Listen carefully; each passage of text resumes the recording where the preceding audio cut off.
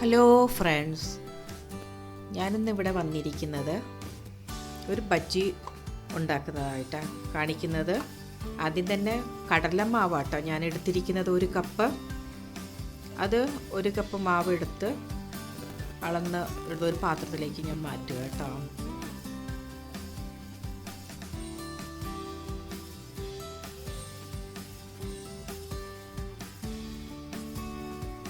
ഒരു കപ്പ് കടലമാവ്. പിന്നെ അത് കഴിഞ്ഞ ശേഷം ഞാൻ ഒരു 2 ടേബിൾ സ്പൂൺ അരിപ്പൊടിയാട്ടോ ഞാൻ ഇടുന്നത്. കുറച്ച് നല്ല ക്രിസ്പി ആയിട്ട് കിട്ടാൻ വേണ്ടിയിട്ടും ഈ ഒരു അരിപ്പൊടി ഇടുന്ന സമയത്ത് നല്ലൊരു ടേസ്റ്റും ആയിരിക്കും. ആ ഒരു 2 ടേബിൾ സ്പൂൺ അരിപ്പൊടി ഇട്ട് കഴിഞ്ഞ ശേഷം പിന്നെ ഞാൻ അതിലേക്ക് ഇച്ചിരി ഒരു 1/4 ടീസ്പൂൺ ഉപ്പ് അതിലേക്ക് ആഡ് ചെയ്യുകയാണ്. പിന്നെ അത് കഴിഞ്ഞ ശേഷം കുറച്ച് മഞ്ഞൾ പൊടി, കുറച്ചേ ഉള്ളൂ കേട്ടോ, ഒരു 1/4 ടീസ്പൂൺ മഞ്ഞൾ പൊടി. പിന്നെ ഒരു 1/4 ടീസ്പൂൺ കായത്തിൻ്റെ പൊടി, അതും കൂടെ ഇതിലേക്ക് ആഡ് ചെയ്തതിന് ശേഷം നല്ലോണം അത് മിക്സ് ചെയ്യണം കേട്ടോ. അത് പിന്നെ നമ്മുടെ എരിവിനനുസരിച്ച് ഒരു ടീസ്പൂൺ മുളക് പൊടിയാണ് ഞാൻ ഇട്ടിരിക്കുന്നത്. പക്ഷേ ഇത് അത്രയ്ക്ക് നല്ല എരിവില്ല, എരിവ് കുറവാണ്. നിങ്ങൾക്ക് ഇതിലും എരിവ് വേണമെങ്കിൽ കുറച്ചുകൂടെ മുളക് പൊടി ആഡ് ചെയ്തോളൂ. എന്ന് വെച്ചാൽ ഇത് മുളക് ബജ്ജി ആയതുകൊണ്ട് മുളകിന് ഭയങ്കര എരിവാണ്, അതുകൊണ്ട് പിന്നെ അതിന് ഇത് കുറച്ച് ഈക്വലായിരിക്കും.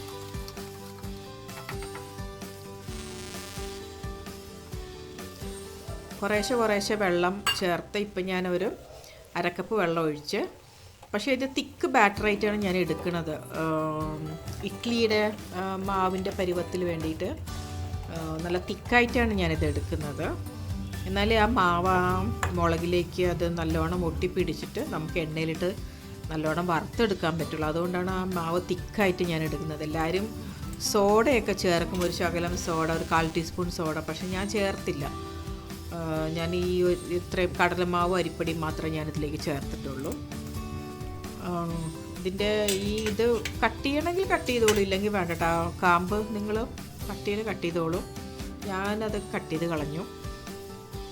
പിന്നെ ഒരു പാൻ അടുപ്പത്ത് വെച്ചിട്ട് കുറച്ച് ഓയിൽ, സാധാരണ ഓയിലാട്ടോ ഞാൻ എടുത്തിരിക്കുന്നത്, അത് അതിൻ്റെ അകത്തേക്ക് ഒഴിച്ചിട്ട് കുറച്ച് നേരം അത് നല്ലോണം ചൂടാവാനായിട്ട് ഇരിക്കട്ടെ. ആ സമയം കൊണ്ട് നമുക്ക് ആ മുളകൊന്ന് ആ മാവിലേക്ക് മുക്കി നല്ലോണം എടുക്കണം കേട്ടോ. നല്ല തിക്കായിട്ട് എടുത്താലേ ആ മുളകിലേക്ക് അത് ആഡ് ആവുകയുള്ളൂ.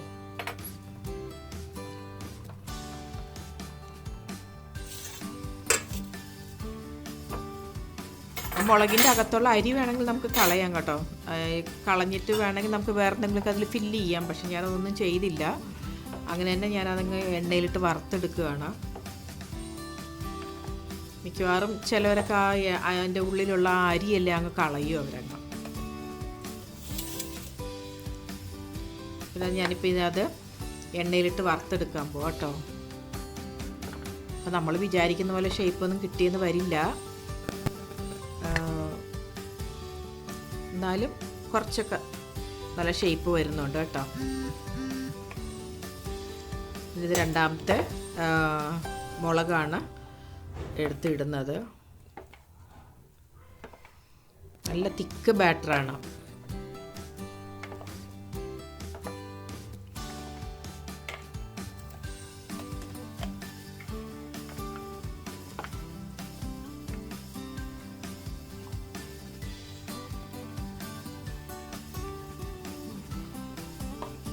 മീഡിയം ഫ്ലെയിമിലിട്ടാണ് ഞാനത് വറുത്തെടുക്കുന്നത്. കുറച്ച് നേരം അങ്ങ് വറന്നു കഴിഞ്ഞാൽ പിന്നെ നമ്മളതങ്ങ് തിരിച്ചിട്ടാൽ മതി കേട്ടോ. ഞാൻ അധികം എണ്ണ ഒഴിച്ചിട്ടില്ല, മുങ്ങത്തക്കവത്തിൽ എണ്ണ ഒഴിച്ചിട്ടില്ല, അതുകൊണ്ടാണ് അതങ്ങനെ ഇരിക്കുന്നത്. ഇത്രയും മതി. നമ്മളത് തിരിച്ചിടുന്ന സമയത്ത് കറക്റ്റായിട്ട് വരും.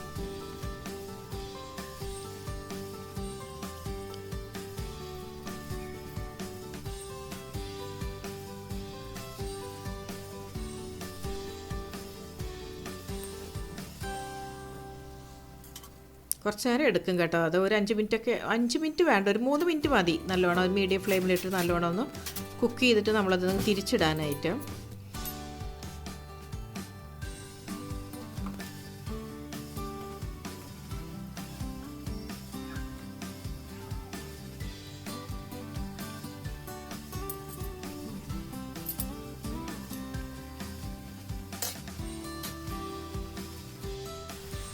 അത് കഴിഞ്ഞ ശേഷം നല്ലോണം വറുത്തു അത് കഴിഞ്ഞ ശേഷം ഞാൻ വേറൊരു പാത്രത്തിലേക്ക് അത് കോരി മാറ്റുകയാണ് കേട്ടോ. എണ്ണയിൽ നിന്ന് അതിൻ്റെ ഷേപ്പ് അങ്ങ് പോയി അതങ്ങ്.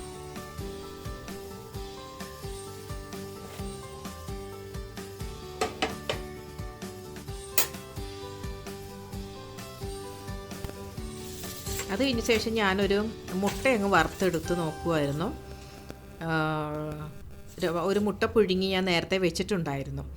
അതിൻ്റെ പകുതി എടുത്തു കഴിഞ്ഞ ശേഷം അത് ആ മാവിലേക്ക് നല്ലോണം മുക്കിയിട്ട് അത് നമ്മൾ എണ്ണയിലൊന്ന് വറുത്തെടുക്കുകയാണ്. നന്നായിട്ടുണ്ടാവും മുട്ട ഇതിൻ്റെ അകത്ത്, മുട്ട ബജ്ജി ഇതിൻ്റെ അകത്ത് ഉണ്ടാക്കിയെടുക്കുന്നത്. ഇത് വളരെ എളുപ്പമാണ്, നമുക്ക് പെട്ടെന്ന് ഉണ്ടാക്കിയെടുക്കുന്ന ഒരു ഐറ്റമാണിത്. എല്ലാവരും ഇങ്ങനെയൊന്ന് ഉണ്ടാക്കി നോക്കിക്കോളൂ കേട്ടോ. ഇതിൽ വേണം നമ്മൾക്ക് പച്ചക്കറികളെന്ന് പറയുന്ന സമയത്ത് നമ്മൾ ഉരുളക്കിഴങ്ങൊക്കെ ഇട്ട് നമ്മൾ വറക്കും, പിന്നെ വാഴക്കായ് ഇട്ട് വറക്കും, അങ്ങനെയൊക്കെ ഇന്ന് വറക്കാം. ഉള്ളി ഇട്ട് സവാള ഇട്ട് വറക്കും നമ്മൾ. ഇതിനകത്ത് ഇപ്പം ഞാനൊരു മുട്ട ഇട്ട് അങ്ങ് വറുത്ത് നോക്കുമായിരുന്നു. നന്നായിട്ട് വന്നു കേട്ടോ മുട്ട വറുത്തത്. ബജ്ജി മാവിൽ മുട്ട ബജ്ജി മാവ്. പിന്നെ ഞാൻ ആ സവാളയൊന്നും അരിഞ്ഞ് വെച്ച് കുറച്ച് റൗണ്ടായിട്ട് ഒന്നുണ്ടാക്കി നോക്കാൻ വേണ്ടിയിട്ട്. ഇങ്ങനെ ഉണ്ടാക്കുന്ന സമയത്ത് കുറച്ച് ലൂസായാലും സാരമില്ല, പക്ഷേ ഞാനത് ലൂസാക്കിയില്ല. അങ്ങനെ ഇട്ട് ഞാൻ വറുത്തെടുക്കുകയാണ്. സവാള ഒന്ന് റൗണ്ടായിട്ട് അരിഞ്ഞ് എടുത്തിട്ട് അതൊന്ന് വറുത്ത് നോക്കുകയാണ് ഞാൻ, നന്നായിട്ട് വരുന്നുണ്ടോ എന്ന്. പക്ഷെ നന്നായിട്ട് വന്നു കേട്ടോ, നല്ല രുചിയായിരുന്നു, നല്ല ക്രിസ്പി ആയിരുന്നു.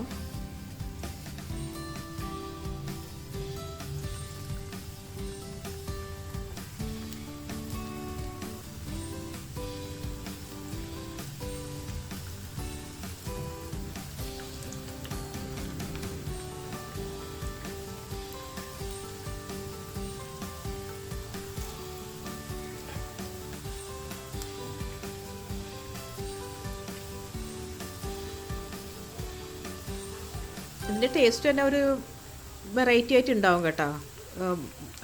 നമ്മൾ സവാള വെച്ച് വറുത്തെടുക്കുന്നത്, ഉരുളക്കിഴങ്ങും വെച്ച് നമുക്ക് വറുത്തെടുക്കാം. പക്ഷേ ഞാൻ ഉരുളക്കിഴങ്ങിൻ്റെ ഇല്ലായിരുന്നു, അതുകൊണ്ട് ഞാനത് എടുത്തില്ല, സവാള മാത്രമേ എടുത്തുള്ളൂ. പിന്നെ വാഴക്കയും വെച്ച് നമുക്കത് വറുത്തെടുക്കാം. ഞാനത് പിന്നെ കാണിക്കാം, വാഴക്കയും ഉരുളക്കിഴങ്ങും വെച്ച് വറുത്തെടുക്കുന്നത്.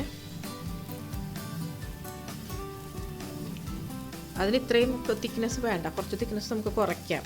ഇത്തിരി വെള്ളം ഒഴിച്ച് ഇച്ചിരി മാവ് നമുക്ക് ലൂസാക്കി എടുക്കാം, വാഴയ്ക്കും ഉരുളക്കിഴങ്ങിനും ഒക്കെ. ഇതിലേക്ക് നമുക്കൊരു കുറച്ചൊരു 1/4 ടീസ്പൂൺ ജീരകം കൂടെ ഇടാം കേട്ടോ. ഞാനത് ഇടാൻ മറന്നുപോയതാണ്. നമുക്ക് ജീരകം കൂടെ ഇട്ട് കഴിഞ്ഞാൽ നല്ല ടേസ്റ്റ് ആയിരിക്കും. ആ ജീരകത്തിൻ്റെ ടേസ്റ്റും മണവും ഈ ബജ്ജിക്ക്. എല്ലാം ഞാൻ വറുത്ത് കോരിക്കഴിഞ്ഞു, കുറച്ചേ ഉണ്ടാക്കിയുള്ളൂ. പിന്നെ ആ ഒരു മുട്ട അത് തന്നെ എടുത്ത് വയ്ക്കുകയാണ്. പിന്നെ 2 ഈ മുളകിൻ്റെ ബജ്ജി.